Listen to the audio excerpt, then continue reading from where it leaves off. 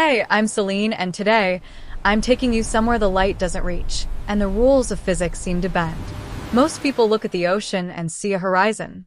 But for an elite few, the real world begins where the surface ends. We've explored the moon, mapped the stars, and sent rovers to the red dust of Mars. Yet 80% of our own oceans remain an absolute, crushing mystery. 100 kilometers off the coast of Belize, there is a scar in the Caribbean Sea. It is a perfect, midnight blue circle known as the Great Blue Hole. To the tourists in glass-bottom boats, it's a natural wonder. But to the global diving community, it is something else entirely. It is a vertical cemetery. A place where the best of the best go to test the limits of human endurance. And often, they never return. In the world of professional diving, there's a term for the moment your equipment fails in the deep. They call it the point of no return. It's the second you realize that the hundreds of pounds of pressure above you are no longer your environment, they are your cage. On April 22nd, 2024, Marcus Thorne reached that point. Marcus wasn't a hobbyist. He was a technical diving legend with over 5,000 logged hours in the most dangerous cave systems on the planet. He was a man of science, a man of cold logic. He didn't believe in sea monsters or ancient curses. He was there to investigate the anomalies, rhythmic, low-frequency vibrations detected by deep-sea sensors that sounded less like shifting tectonic plates and more like a heartbeat. Marcus went down with the best gear money could buy.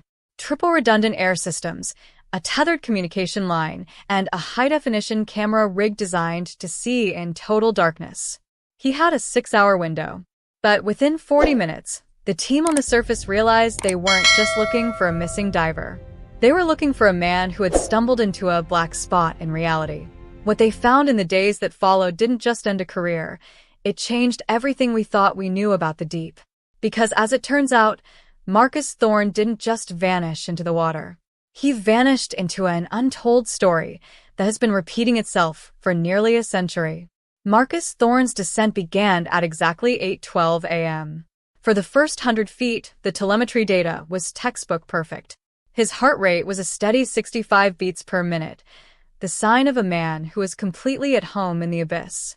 But as he passed the 150-foot mark, the threshold where the light starts to lose its color, the red flags began to flicker on the surface monitors.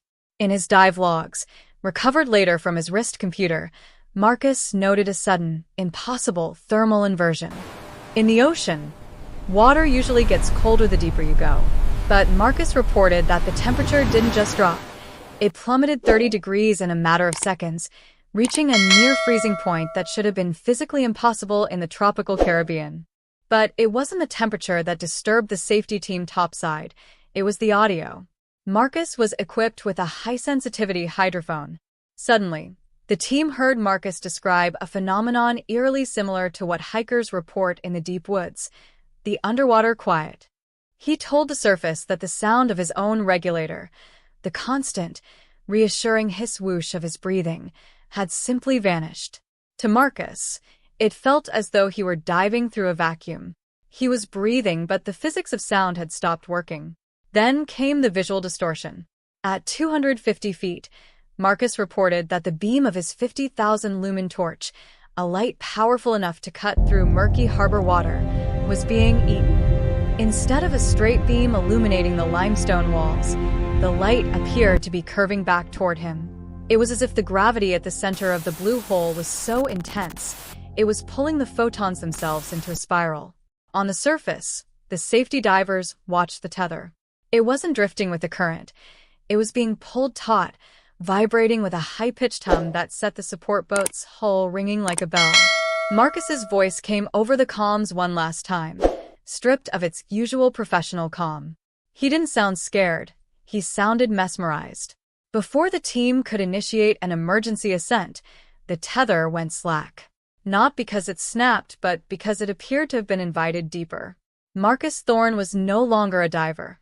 He was a guest of the deep.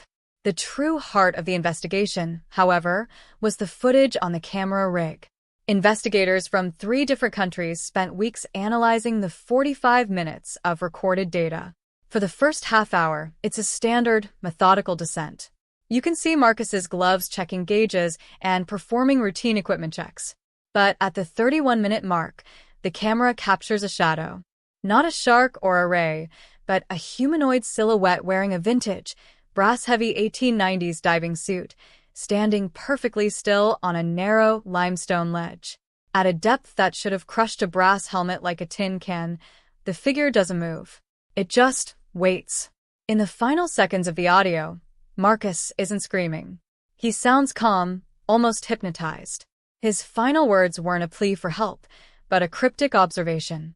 He whispered, "It's not dark down here anymore. The light is coming from inside the stone, and it's calling my name." Moments later, the feed cut to static. The investigation concluded that Marcus didn't suffer a mechanical failure. He had simply found something that changed his understanding of reality, and he chose to follow it.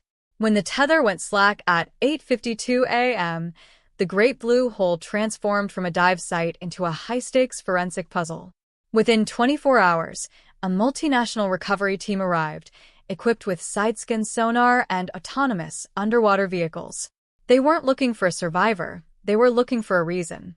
But what they pulled from the depths defied every law of maritime salvage. On the second day of the search, the recovery ROV detected a metallic glint wedged into a sharp limestone stalactite at exactly 300 feet.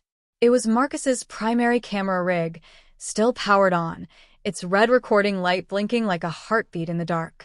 But it was the condition of the safety tether that stopped the investigation in its tracks.